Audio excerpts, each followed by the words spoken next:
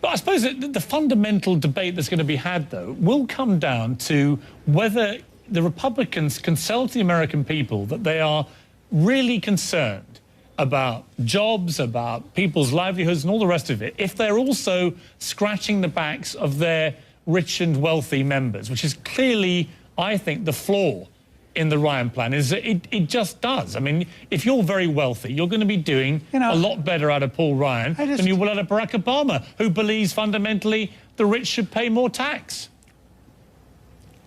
You know, I don't want to sound disrespectful, but I do wonder sometimes if you guys all get off in a little club and learn a brand new mantra and then all repeat it mindlessly.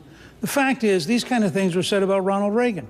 Ronald Reagan's tax cut, which was developed by Jack Kemp, who Paul Ryan worked for. Ronald Reagan's tax cut raised more people to middle-class status, took more people out of poverty, created more jobs.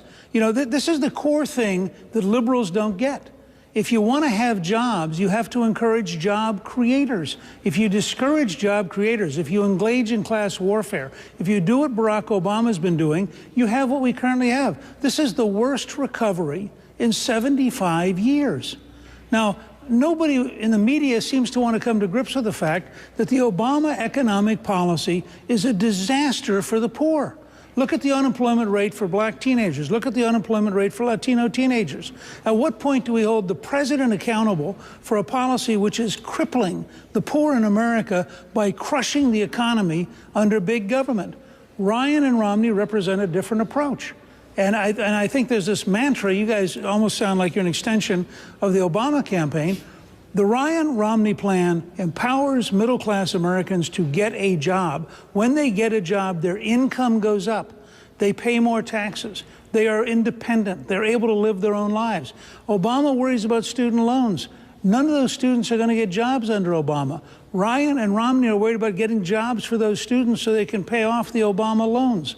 I think this is a fundamentally different model, and I know everybody in the media wants to rush down and narrow it down to one point, so I'm going to rush down and narrow it down to one point. How long are we going to tolerate a president who makes the poorest Americans more unemployed, who pushes more poor Americans onto food stamps, and who eliminates hope for minorities? And that's the Barack Obama record after 4 years. Well, I suppose the only point I'd say in return to that, Mr. Speaker, is that apart from the fact we're way too disorganised to all get together and plan the same message, I think what I would say is if you believe fundamentally, again, that this is the worst recovery in 75 years, what does that say, though, about the 8 years of Republican administration which got America into this financial hole? How would you describe that? Wait a second, Piers. Very simple factual question. Is this the worst recovery in 75 years? The correct answer is yes. Has this recovery been terrible under Barack Obama? Was it the worst recession created in 75 years?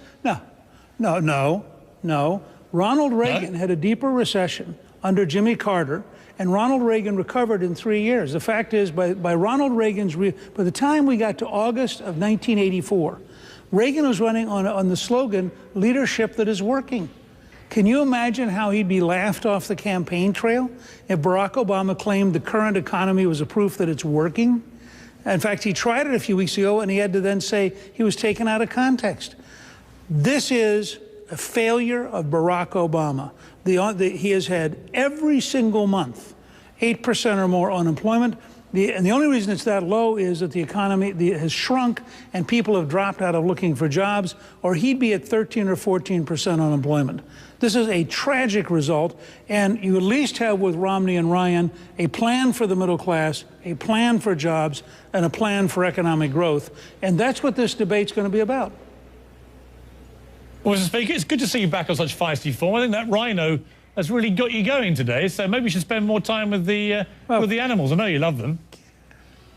Come to the zoo with me sometime. We'll do it again. I'd love to. Good to speak to you again. Thank you very much.